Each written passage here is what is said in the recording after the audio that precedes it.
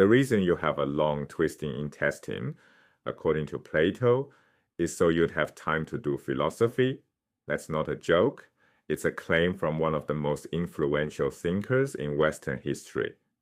In Plato's Timaeus, God is an architect who builds the universe from triangles, designs your body for contemplation, and recycles your soul based on how well you lived. This is Plato's physics, stranger and more ambitious than you think. To understand the claim, start where Plato starts, with the building blocks of matter. Greek philosophers identified 4 classical elements: earth, air, fire, and water. Think of them as an early periodic table, 4 fundamental substances from which everything else is composed. Plato, influenced by the atomist Democritus, proposed that each element's atoms take the shape of a regular solid. A Platonic solid is a 3-dimensional shape whose faces are all identical regular polygons. Only 5 such solids exist in all of mathematics, no more, no fewer. Plato assigned each one. Fire is the tetrahedron, sharp, piercing, hot to the touch. Earth is the cube, stable, stackable, immovable. Air is the octahedron. Water is the icosahedron, smooth and flowing. The fifth, the dodecahedron, represents the cosmos itself. Here's the critical insight. Every one of these solids breaks down into triangles, the simplest 2-dimensional form. Each square face of the cube splits into 2 right triangles. The tetrahedron's faces are already equilateral triangles. The octahedron, the icosahedron, all triangles. All material reality reduces to a single geometric primitive. Plato's creator, the Demiurge, a divine craftsman, built the entire physical world from these triangles, not metaphorically. Plato presented this as genuine physics. The logic follows from his core conviction. Mathematics is the most certain knowledge. A rational God would build reality from the most certain knowledge available. Plato didn't stop at atoms. Once you accept that God is a geometer, every feature of the natural world needs a reason to exist. This is teleology, from the Greek telos, meaning end or purpose. Teleological explanation asks why something exists, not how it works. Modern science describes how a body falls at 32 feet per second squared. It deliberately refuses to ask why gravity exists. That question has no place in a physics lab. Plato had no such inhibition. For him, everything in nature serves a purpose, specifically the moral and intellectual development of the soul. A modern scientist says the intestine absorbs nutrients through peristalsis. Plato says the intestine exists for a reason. A modern astronomer says stars are balls of plasma undergoing fusion. Plato says stars serve a function. Here is the rule governing his entire system.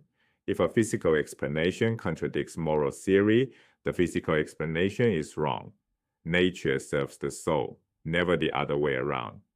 Calling this bad science is anachronistic. The distinction between purposive and mechanistic explanation hadn't been drawn yet. Teleology was the default mode of inquiry. Plato's teleological reasoning produces unforgettable claims. Return to the intestine. In the Timaeus, God deliberately made the human gut long and convoluted, not for efficient nutrient absorption, but to slow digestion down.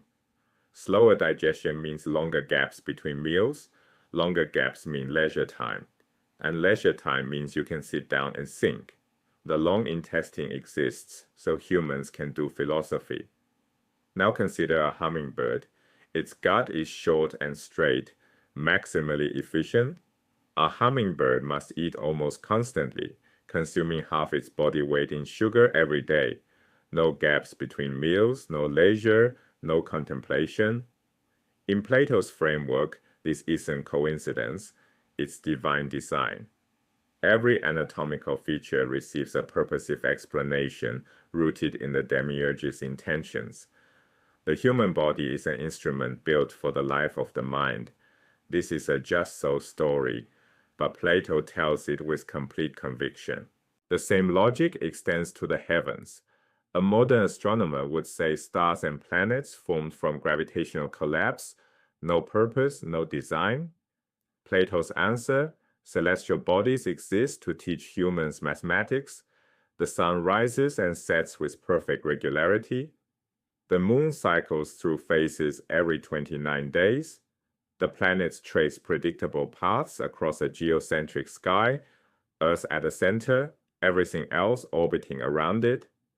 These regular motions prompted the first mathematical thinking in human history. Humans looked up, noticed patterns, and began to count. Without the heavens, no mathematics. Without mathematics, no philosophy. Without philosophy, no virtue. The cosmos is a classroom, and the stars are the curriculum. If the entire physical world exists for the soul's education, Plato must address what happens when the body dies. In the Timaeus, souls are immortal. After death, each soul faces judgment. A virtuous life, spent in philosophical contemplation, earns a higher incarnation. A life dominated by appetite and vice sends the soul downward into a lower form, sometimes animal. The cycle repeats, with the quality of each existence determining the shape of the next. Plato drew these ideas from Orphic and the Pythagorean traditions, pre-Platonic religious movements teaching the soul's immortality and its transmigration between bodies. The universe isn't just a physical structure, it's a moral engine. Step back and look at what Plato built. The Timaeus presents a unified cosmos where physics, biology, astronomy, ethics, and theology form a single system. At the foundation, triangles, the geometric atoms from which all matter is constructed. Built on that foundation, a teleological natural world where every feature, from intestines to orbits, serves the soul's development, and enclosing everything, a cycle of cosmic justice where souls rise or fall through incarnations based on how they lived. There is no gap between how the world works and how you should live. The universe is a moral machine built from mathematics. This vision persisted for millennia through medieval Christianity, Islamic philosophy, and into the Renaissance. The divine geometer was eventually retired.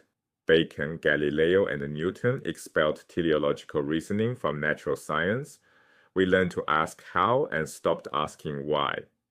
That move made modern physics possible, but Plato's ambition to find purpose woven into the fabric of reality never fully disappeared. It persists in every late-night conversation about whether the universe means something. We stopped asking why the universe is the way it is. Plato never would have understood why we stopped.